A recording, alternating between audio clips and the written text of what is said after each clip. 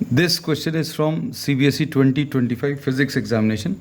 The statement of the problems is a ray of light is incident on a refracting face AB of a prism ABC at an angle of 45 degrees. तो यहाँ पर ये एक prism है और ये एक लाइट रे इंसिडेंट है at an angle of 45 degrees on the face AB.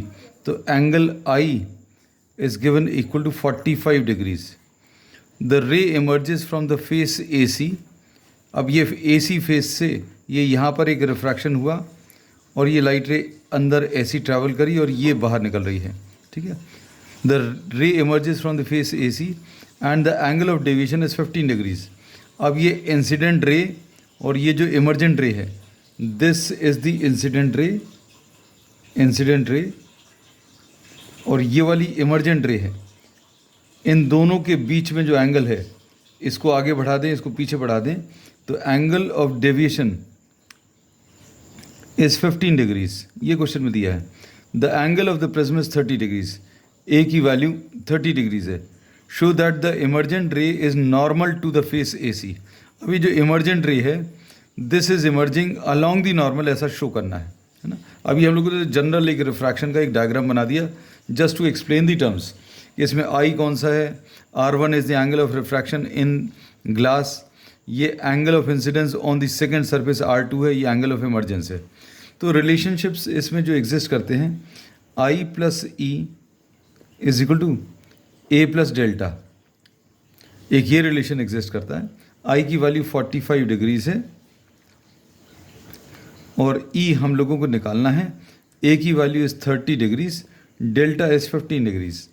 अब इन सब को अगर आप सॉल्व करें तो E की value will be 45, 30 plus 15 minus 45.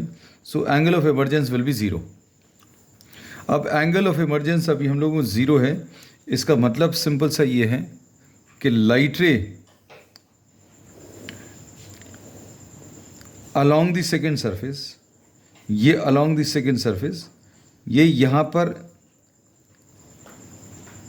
Perpendicularly बाहर निकल रही है अलॉन्ग द नॉर्मल. अब इसके साथ ये जो इमर्जेंट रे का एंगल है, ये वाला, ये E होता है और ये E की वैल्यू 0 है. E की वैल्यू 0 है, मतलब यहाँ से ये रिफ्रैक्शन होने के बाद ये लाइट रे नॉर्मली बाहर निकल रही है. अब इसमें ये इंसिडेंट रे अभी हम लोग फिर से बना दे रहे हैं इस नए सिचुएशन के लिए. ये नॉर्मल है, this is the normal N1 और ये वाला एंगल I हम लोगों को 45 डिग्रीज दिया है. ये R1 है. R2 क्या चीज़ है? It is the angle which this refracted रे is making with the normal. इस नॉर्मल का और इस रिफ्रैक्टेड रे का एंगल. अब ये रिफ्रैक्टेड रे और normal, refracted ray and the normal are same. अब इसमें ये नॉर्मल भी यही है और रिफ्रैक्टेड रे भी यही है. इसका मतलब क्या है, यहाँ पर जो एंगल बना था नॉर्मल का और रिफ्रैक्टेड रे का, इसको R2 बोलते थे. तो अगर ये परपेंडिकुलरली जा रहा है तो परपेंडिकुलर के साथ इस रिफ्रैक्टेड रे का नॉर्मल के साथ जो एंगल है that is R2. Now this refracted रे is moving along the normal, मतलब R2 की वैल्यू इसमें 0 आ जाएगी. अब इसमें इन्होंने और आगे क्या पूछा है, show that the emergent ray is normal to the face AC. तो ये तो अभी हम लोगों ने शो कर दिया. ये जो इमर्जेंट रे है that is emerging out perpendicular to the face AC.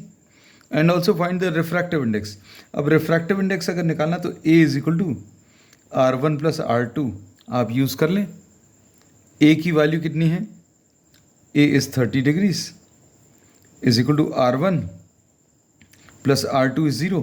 तो इससे R1 की वैल्यू 30 डिग्रीज आ गया. अब इसमें हम लोग रिफ्रैक्टिव इंडेक्स का फॉर्मूला लगा दें इस P पॉइंट पर, या स्नेल्स लॉ लगा दें. ये Snell's law at point P, ये क्या बोलता है, refractive index of glass with respect to air will be equal to sin I upon sin R. sin I की value sin 45 upon sin R, ये R1 है, sorry sin R1 and R1 is what 30 degree sin 30. तो इसको अगर आप simplify करेंगे तो ये 1/√2 आएगा और ये 1/2 आएगा. तो ये 2 ऊपर मल्टीप्लाई हो गया और ये 1/√2. तो ये √2 और 2 कैंसिल होगा.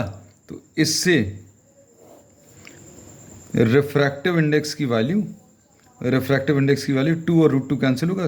Refractive index will be equal to √2. This will be the answer.